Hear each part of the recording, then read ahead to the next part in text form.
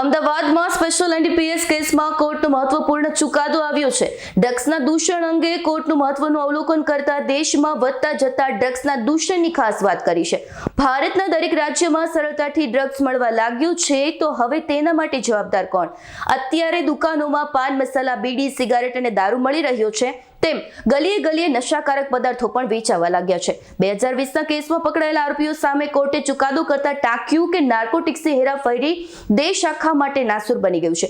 માત્ર નશો કરનાર જ નહીં, પરંતુ આખો પરિવાર આમાં બરબાદ થઈ જાય છે।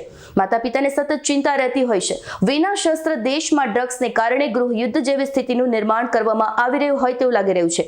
ડ્રગ્સના માધ્યમથી દેશને પાયમાલ કરવાનો પ્રયાસ છે। ડ્રગ્સ કેસના આરોપી બરકત અલીને 15 વર્ષની કેદ અને ₹1 લાખનો દંડ ફટકાર્યો છે। આ સાથે શાહપુરના શાહનવાઝ પઠાણને 12 વર્ષની જેલ અને તેની સાથે રૂબીના બરકત અલીને 12 વર્ષની જેલની સજા સંભળાવી છે। અમારી તમામ માહિતીથી અપડેટ રહેવા માટે જોડાયેલા રહો S9 ન્યૂઝ સાથે।